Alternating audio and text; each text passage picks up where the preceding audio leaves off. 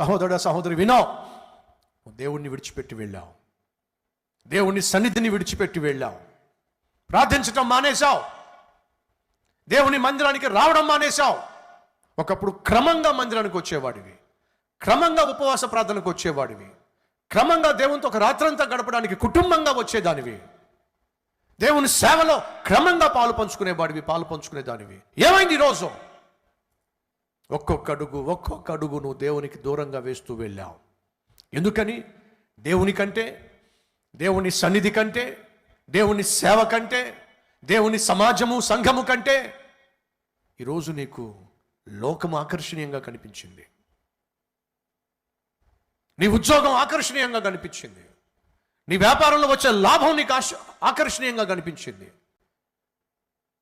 నీతో పాటు తిరిగేటటువంటి స్నేహితురాళ్ళు నీకు ఆకర్షణీయంగా కనిపించారు, నీ ముసలమ్మ ముచ్చట్లు నీకు ఆకర్షణీయంగా కనిపించినాయి.